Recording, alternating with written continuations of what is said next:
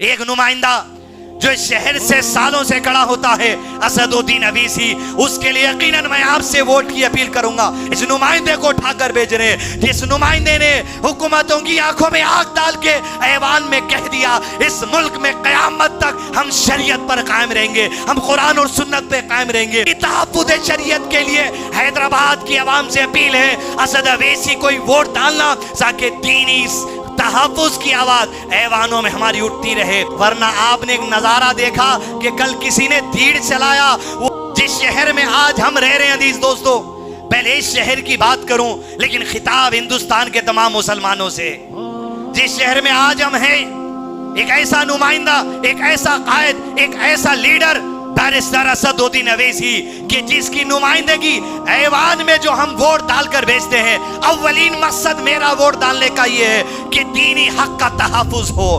ایک نمائندہ جو اس شہر سے سالوں سے کھڑا ہوتا ہے اسدالدین اویسی، اس کے لیے یقیناً میں آپ سے ووٹ کی اپیل کروں گا، اور یہ ووٹ کی اپیل خاص ہے 2024 کا جو الیکشن ہے۔ ایک ایک ووٹ ڈالنے والے کو آپ کو اٹھا کر ووٹ ڈالنا ہوگا، بڑی کثرت میں بتانا ہوگا ہندوستان کے ایوانوں کو کہ مسلمانوں کی آواز ہے، ہمارے مذہبی حقوق جو اس ملک کے اندر ہے اس کا تحفظ ہم چاہتے ہیں۔ اس نمائندے کو اٹھا کر بھیج رہے ہیں جس نمائندے نے حکومتوں کی آنکھوں میں آنکھ ڈال کے ایوان میں کہہ دیا اس ملک میں قیامت تک ہم شریعت پر قائم رہیں گے، ہم قرآن اور سنت پہ قائم رہیں گے۔ یہ جرأت ہونا پڑتا کہ آپ حکمرانوں کی آنکھ میں آنکھ ڈال کے یہ بات ان سے کہہ دو۔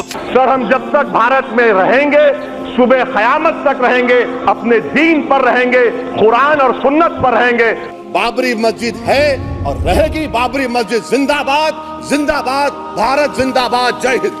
کہنے والے جن کو سیاسی تجربہ نہیں ہے، جن کو سیاسی شعور نہیں ہے، آپ کو یہ بول دیں گے یہ تو بی ٹیم ہے۔ ارے ایک وہ شخص، یہ خطبے کا موقع ہے لیکن یہ دینی فریضہ ہے، ہوش میں آنا ضروری ہے۔ وہ شخص اپنی زندگی کی دن اور رات جو لگا دیا، کیا صرف پیسے کمانے کے لیے نہیں، صرف ایک مقصد نہیں ہو سکتا۔ یہ آنے والے حالات ہے، کب تک اسد اویسی زمین پر رہیں گے، کب اویسی زمین پر رہیں گے۔ آپ کی اولاد جو 10 سال کی ہے، 15 سال کی ہے، آگے چل کر سیاسی فیصلے انہیں لینا ہے۔ جب یہ دنیا سے چلے جائیں گے، یہ آگے کے حالات کا فیصلہ ہے۔ میں جو لڑائی لڑ رہا ہوں آج کے لیے نہیں لڑ رہا ہوں، میں جو لڑائی لڑ رہا ہوں اتر پردیش میں، بہار میں، جھارکھنڈ میں، مغربی بنگال میں، یہ آنے والے کل کے لیے لڑ رہا ہوں۔ میں جانتا ہوں کہ میری زندگی میں شاید نہ ملے، مگر کم سے کم میں اس سخت زمین کو نرم کر کے چھوڑ دوں، اس زمین کو جو پہاڑ ہے ان کو اکھاڑ کر پھینک دوں، اس زمین میں جو ناسور ہے اس کو نکال کر پھینک دوں، اس زمین میں جو زہر ہے اس کو نکالوں، اس زمین میں جو سانپ ہے اس کو ہٹاؤں، تاکہ میرے بعد جو نسل آئے گی وہ فصل اگائے گی، اس پر انشاءاللہ ہوتا۔ دارالسلام میں اس وقت آدمی نے کہا تھا، میں نے کانوں سے سنا کہ ہم نے طوفانوں میں چراغ جلانے کا ہنر سیکھ لیا ہے۔ جب تک سالار ملت ہے، بچپن سے ہم دیکھ رہے ہیں ایک MP سیٹ تھی، لیکن طوفانوں میں چراغ جلانے کا ہنر جو اللہ نے اس آدمی کو دیا ہے۔ آج 2 ممبر آف پارلیمنٹ MIM سے پارلیمنٹ کے اندر بیٹھتے ہیں، اورنگ آباد سے امتیاز جلیل ہے، حیدرآباد سے اسد اویسی ہے، اور یہی طوفانوں میں چراغ جلانے کا ہنر آپ دیکھیں گے۔ انشاءاللہ بہار کی سرزمین سے ایک MP آ کر پارلیمنٹ میں چلانے والے 2024 کے الیکشن کے بعد بیٹھے گا۔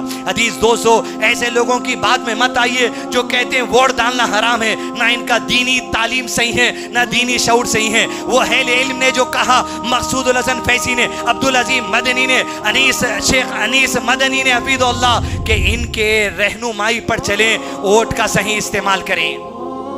مقصد تحفظ شریعت، حقوق کا تحفظ، باتیں اور بھی ہیں لیکن ممبر سے آپ کو یہ شعور بیداری مقصد ہے۔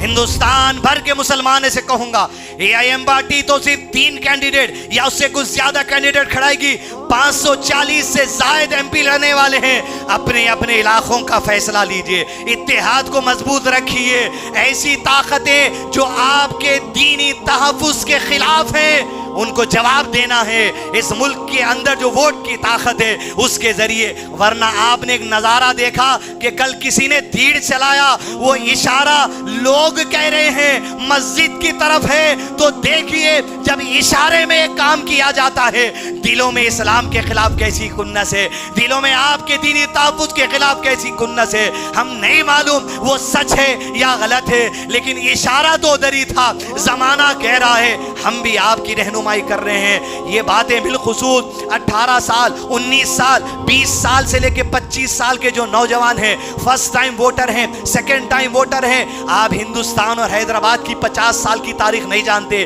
آپ 1992 کے واقعات نہیں جانتے, آپ 2002 کے گودرا کے واقعات نہیں جانتے, آپ نہیں جانتے آسام میں کیا ہوا. لیکن یاد رکھیے تحفظ ضروری ہے. اس ملک کے الیکشن کمیشن نے آپ کو طاقت دی ہے, ایسے نمائندوں کو اٹھاؤ جو آپ کی جو سو دینی تحفظ کرے, آپ کے جان اور مال کے تحفظ کے لیے آواز اٹھائیں. یہ لوگ صرف آواز اٹھائیں گے, لیکن فیصلہ کس کا ہے؟ اللہ کا ہے. اس کی رحمت سے مایوس ہونا نہیں ہے. آج نمائندے ہیں, کل نہیں رہیں گے, کل کوئی اور رہے گا, لیکن ہیبت میں نہیں, ہوش میں رہ کر دین پر قائم رہتے ہوئے. سیاست کی وجہ سے ہمارے دینی بنیادوں کو ہم ٹھیس پہنچائیں گے نہیں, ہمارے دین کو برباد نہیں کریں گے, لیکن دین کو برباد ہونے سے ہماری زندگیوں میں بچانے کے لیے اگر سیاست کا سہارا لینا پڑ رہا, ووٹ کا سہارا لینا پڑ رہا, تو اہل علم نے کہا ضرور بر ضرور سہارا لینا چاہیے.